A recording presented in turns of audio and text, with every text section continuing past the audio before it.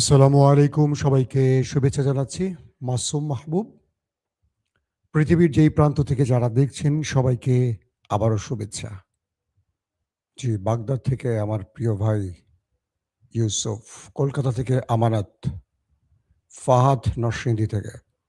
আপনারা সবাই ঢুকছেন লাইনে না? আমি কি শুরু করতে পারি? জামালপুর থেকে দেখছেন বিল্লাহ, মাগুরা থেকে দেখছেন, নামটা স্পষ্ট করার নেই, আমি বুঝতে পারছি না। নয়ন মুন্সিগঞ্জ, আসাম থেকে ফজলুর রহমান, মনির নাটোর, গাইবান্ধা পলাশবাড়ি থেকে আছে না? ওকে দর্শক, আমি শুরু করছি। আপনারা সবাই কি আমাকে শুনতে এবং দেখতে পাচ্ছেন ক্লিয়ার? আমাকে একটু কমেন্ট করে জানান। সৌদি আরব থেকে দেখছেন পলাশ, আমি আমি আলাউদ্দিন। নেতা কাকু, কি অবস্থা না জানতে চান? দর্শক, ইরান এবং আমেরিকার মধ্যে যে হাই ভোল্টেজ ম্যাচ চলছে, এটা আরো গতি পেতে শুরু করেছে। ইসরায়েল এবং আমেরিকার মূল টার্গেট হলো একটা শক্তমক্ত অ্যাটাক করে ইরানকে ভয় পাইয়ে দেবে এবং ইরানকে যুদ্ধবিরতির জন্য বাধ্য করবে। ওকে, ইরান আমেরিকাকে সাফ জানিয়ে দিয়েছে যে তুমি যত বড় অ্যাটাকই করো, আমার শর্ত যেটা ছিল, যেটা দিয়েছি সেটাই থাকবে। এখন যে পরিস্থিতিটা তৈরি হয়েছে, ধরেন কালকের একটা স্টোরি দিয়ে আমি শুরু করি। মার্কিন গণমাধ্যমগুলো ডোনাল্ড ট্রাম্পের সাংবাদিক সম্মেলন কভার করতে গিয়ে অনেক প্রশ্ন করেছে। ট্রাম্প ইরানিদেরকে অনেক গালাগাল দিয়ে শব্দ উচ্চারণ করেছে। ট্রাম্পকে বলা হলো যে আপনি এদেরকে যে গালাগালি করছেন কেন? আবার তিনি বলছেন আমেরিকানরা বোকা, বা আমেরিকানদেরকে নাদান হিসেবে তিনি চিহ্নিত করছেন, কারণ তিনি আমেরিকার জন্য অনেক বড় বিজয়ের কাজ করছেন, কিন্তু আমেরিকানরা তার বিরুদ্ধে লেগে গেছে। সিএনএন এর এক জরিপে দেখা গেছে প্রায় 70% জনগণ ট্রাম্পের বিরুদ্ধে, এই যুদ্ধের বিরুদ্ধে।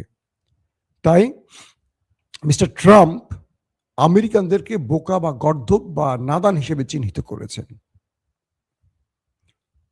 সাংবাদিকরা ট্রাম্পকে প্রশ্ন করেছেন, আপনার কি মাথা ঠিক আছে? আপনি এক এক সময় এক একটা বলেন, আবার সেই বলার উপর স্থির থাকেন না। কখনো বলছেন 48 ঘন্টার আলটিমেটাম, কখনো বলছেন 5 দিনের আলটিমেটাম, কখনো আবার 10 দিন। এর কারণ কি? আপনার কি মাথায় কোনো সমস্যা আছে? ট্রাম্প বলছেন, সাংবাদিকরা বলছেন যে দেশের জনগণ বা বিশ্ব মিডিয়া আপনাকে পাগল হিসেবে চিহ্নিত করছে। কাকে বলছে? পৃথিবীর সবচেয়ে পাওয়ারফুল ব্যক্তি মার্কিন প্রেসিডেন্ট ডোনাল্ড ট্রাম্পকে, তার দেশের সাংবাদিকরা। তো ট্রাম্প বলছেন এগুলো আমি পরোয়া করি না। কে পাগল বললো, কে ছাগল বললো, হ্যাঁ, এগুলো নিয়ে কোন বাংলাদেশের মাসুম ড্রাম বললো, এগুলোকে আমি পরোয়া করি না। আমার নামটা বলে নাই, আমি আপনাদেরকে একটু মজা দিলাম। যে ব্যক্তি পৃথিবীর কোনো মানুষকে পরোয়া করে না, সে ব্যক্তি আমেরিকার প্রেসিডেন্ট। ওহো, কি অবস্থা, বুঝতে পারছেন? আমেরিকানরা কাকে প্রেসিডেন্ট হিসেবে বাছাই করেছে কম বেশি আপনারা বুঝতে পেরেছেন তো? তার তুলনায় আমরা ভালো আছি। আমরা বোধ এত পাগল টাগলকে আমাদের দেশের প্রধানমন্ত্রী বানাই না। আমরা যোগ্য ব্যক্তি কি বানাই, কি বলেন? ট্রাম্পকে মোটামুটি সাংবাদিকরা ধুয়ে দিয়েছে সাংবাদিক সম্মেলনে, যে আপনি একজন পাইলটকে উদ্ধারে এত বিশাল কমান্ডো বাহিনী, 1.5 ডজন এয়ারক্রাফট পাঠালেন, আবার সেগুলো ধ্বংস হয়ে গেল, তারপর আপনি নিজেকে বিজেতা বলছেন, বিজয়ী বলছেন। কারণ কি? ট্রাম্প বলছেন যে হ্যাঁ, আমি তো বিজেতা, আমি ইরানকে শিক্ষা দিয়ে এসেছি। সাংবাদিকরা বলছে ইরান তো আপনাকে শিক্ষা দিল নাকি? আমাদের তো তাই মনে হচ্ছে। ট্রাম্প মুখ কালো করে বললেন, কে বলেছে আপনাদেরকে? আমরা ইরানের ব্রিজ উড়িয়ে দিয়েছি, এটা উড়িয়েছি, সেটা উড়িয়েছি। সাংবাদিকরা বলল আপনি তো ইরানের ইউরেনিয়াম খুঁজেই পেলেন না। এইভাবে ট্রাম্পকে মোটামুটি কাপড় খুলে ছেড়ে দিয়েছে সাংবাদিকরা, কিন্তু ট্রাম্পের কিচ্ছু যায় আসেনি। সম্মানিত লোকের সম্মান নিয়ে ভয় থাকে, পাগল ছাগলের থাকার কথা না। দর্শক, ইরান তার যে স্থানে আমেরিকা অভিযান চালিয়েছে সেই অভিযানের স্থানটিকে এখন ব্যাপকভাবে পর্যবেক্ষণ করছে, পরীক্ষা নিরীক্ষা চালাচ্ছে। C-130, MQ-9 রিপার, তারপর আরো যে সব এয়ারক্রাফট ধ্বংস করেছে এগুলোর উপর পরীক্ষা চলছে। বলা যেতে পারে চীন ইরানের জন্য বিশাল লটারি লেগে গেছে তাদের হাতে। মার্কিন এই ভয়ঙ্কর যুদ্ধ বিমানগুলোর ধ্বংসাবশেষ নিয়ে ইরান রীতিমতো কাজ শুরু করে দিয়েছে, কারণ ধরে নেবেন আগামী 6 মাসের মধ্যে এই বিমান ইরান বানিয়ে ফেলবে। ইরান যে কোনো জিনিস একবার দেখলে সেটার আদলে নিজেরা তার চেয়ে পারফেক্টলি কিছু তৈরি করতে পারে, এটা আপনারা জানেন। তো ইরান এ যাবৎ শত্রুর যা কিছুই পেয়েছে সেটা নিয়ে নতুন কিছু করেছে। এটা হলো ইরানের একটা শ্রেষ্ঠত্বের জায়গা। বলা হচ্ছে যে পরিস্থিতিটা তৈরি হয়েছে এখন, চীন এবং ইরান সম্মিলিতভাবে তারা অনেক কিছু পর্যবেক্ষণ করা শুরু করে দিয়েছে এবং এই লড়াইতে ইরান যে সারপ্রাইজগুলো আমেরিকাকে দিয়েছে, এই সারপ্রাইজে মোটামুটি আমরা এটুকু বলতে পারি যে তাদের খবর হয়ে গেছে। আমেরিকা এখন আর বিজয়ের কথা বলছে না, পৃথিবী জেনে গেছে এই লড়াইতে কারা বিজয়ী। খুব ভয়ঙ্কর কিছু তথ্য আপনাদের দেই। আমেরিকা যে স্থানটিতে অভিযান চালিয়েছে এখানে বিমান ক্রাশও হয়নি, এখানে পাইলটও ছিল না, এখান থেকে বহু দূরে তারা অভিযানে নেমেছে। প্রথম প্রশ্ন তৈরি হয়েছে এটা,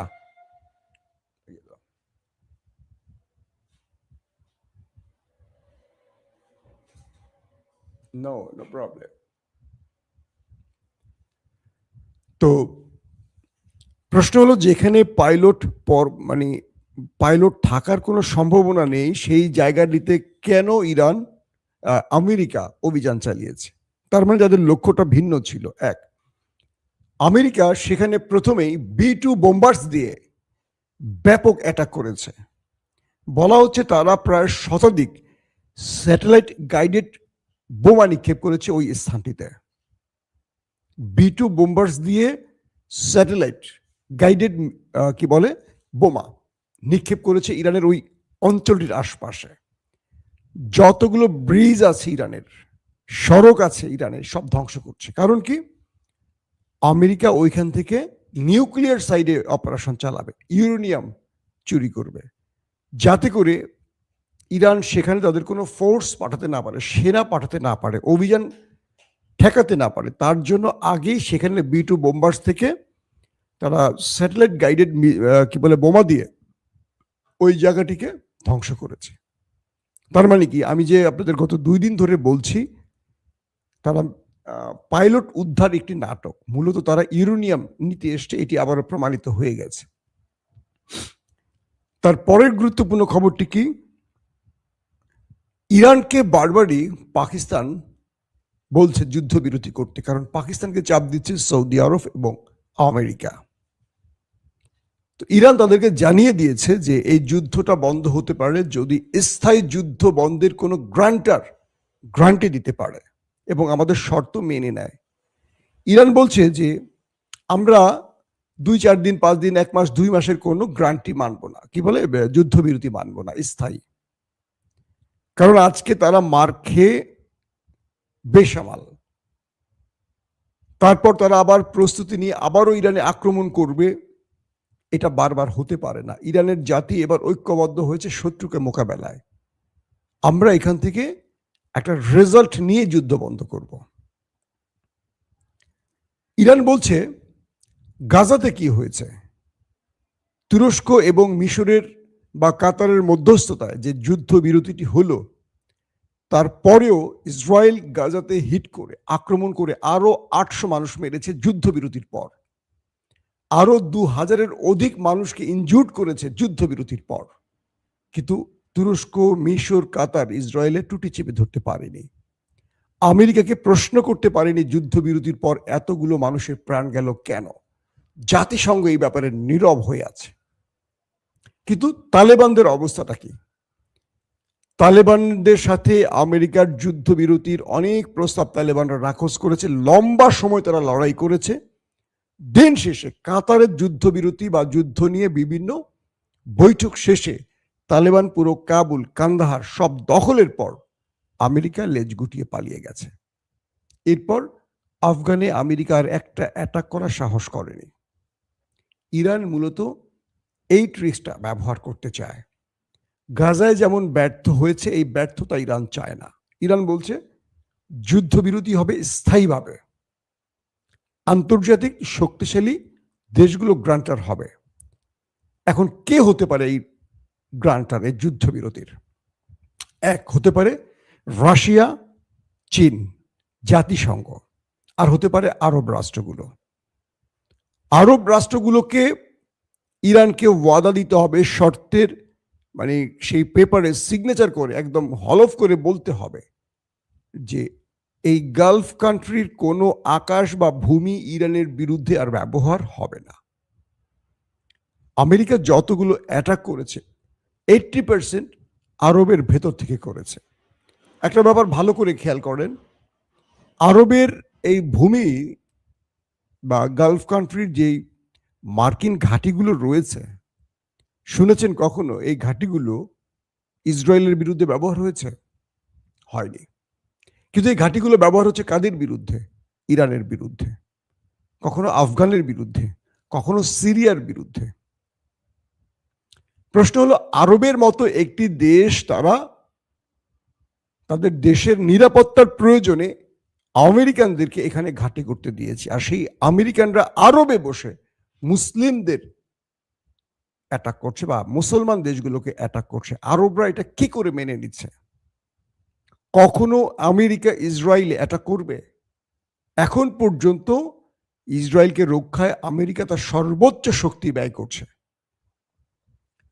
যে আরবরা ইসরায়েলের সাথে লড়াই করেছে, কয়েক দফা যুদ্ধ করেছে, সেই আরবরা আজকে ইরানের বদলে ইসরায়েলকে পাহারা দিচ্ছে।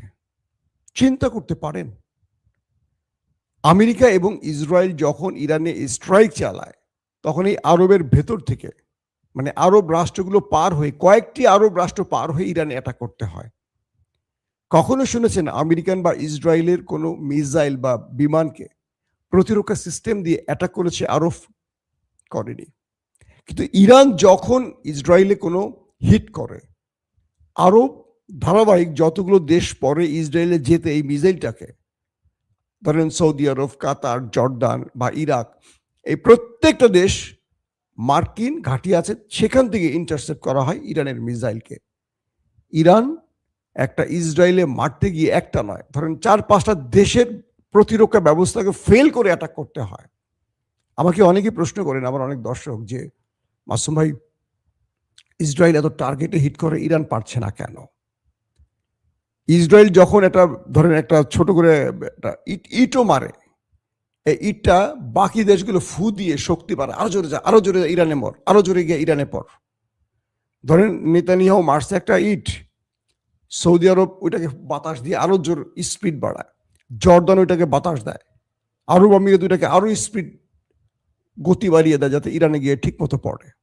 আর ইরান যখন মারে তখন সৌদি আরব সেটাকে ঠেকায়, তারপরে সেটা দুর্বল হয়, তারপরে ধরেন আরব আমিরাত সেটাকে ঠেকায়, আরো দুর্বল হয়, জর্দান সেটাকে ঠেকায়, তারপরে ইসরায়েলে যখন ঢোকে তখন তো ইসরায়েলের ভেতরে মার্কিন ইসরায়েলি প্রতিরক্ষা তো আছেই, একটার পর একটা প্রতিরক্ষা ব্যবস্থা সাজানো আছে তাদের, একটার পর একটা, একটার পর একটা। এতগুলো বাধা টোপকে ইরানকে ইসরায়েলে অ্যাটাক করতে হয়, কিন্তু ইসরায়েলকে কখনো বাধার মুখে পড়তে হয় না। অথচ মাঝখানে এতগুলো মুসলিম দেশ, যারা মুসলিমদেরই বন্ধু নয়, শত্রুদেরই বন্ধু হয়ে বসে আছে। এটা লজ্জার কিনা বলেন আপনারা? এই আরবরা কি জবাব দিবে আল্লাহর কাছে? এই আরবরা তার দেশের জনগণকে কি জবাব দেয়? তাদের জনগণরা অর্থের কাছে, তাদের প্রচুর অর্থ আছে, তো সব ঘুমিয়ে আছে, তাদের ওইটার খাড়ায় না। দেখেন না, ইরান যখন আরবকে মারছে, আরব একটা প্রত্যুত্তর দিতে ভয় পায়, কারণ আরব তো যুদ্ধ করতে পারে না।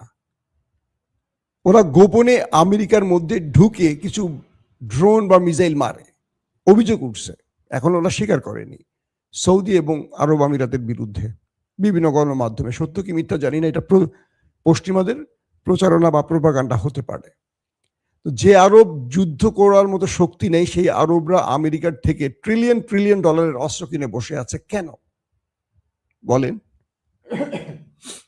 তার মানে হলো এরা সবসময় ওদের শক্তিতে নিজেকে পাহারায় বসিয়ে রাখছে, অর্থাৎ আমেরিকার ছায়ায় বেঁচে থাকতে চায়। এরা আল্লাহর উপর ভরসা করে না। আর এদের জনগণও এই সরকারের উপর খুশি হয়ে আছে, কারণ এদের কোনো বিপদ আপদ নেই। এটাই এদের দুনিয়ার বেহেশত। মুমিনদের জন্য তো দুনিয়া বেহেশত নয়।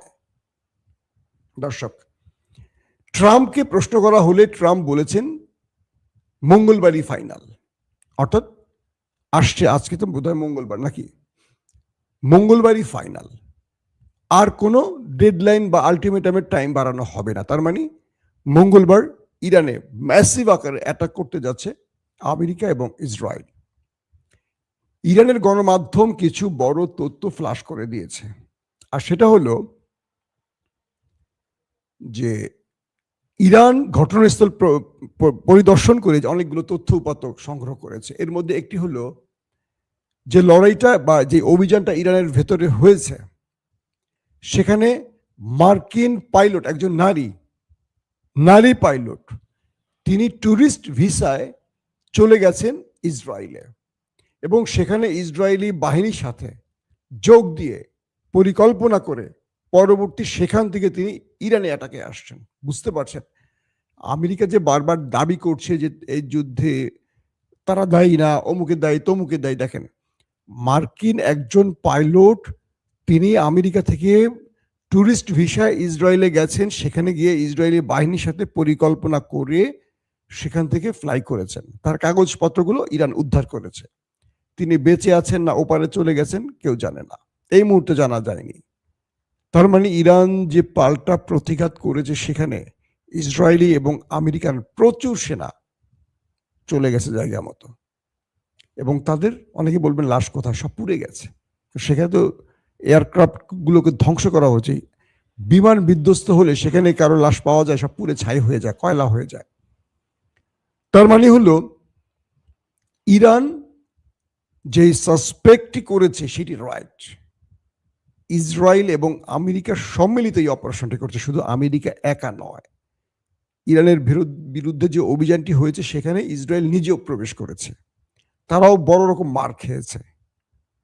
শুধু 1 ডজন এয়ারক্রাফট আমেরিকা হারিয়েছে বিষয়টা এরকম নয়, এর মধ্যে প্রচুর সংখ্যক ইসরায়েলি পাইলট সেনারা ছিল, কমান্ডো সদস্যরা ছিল।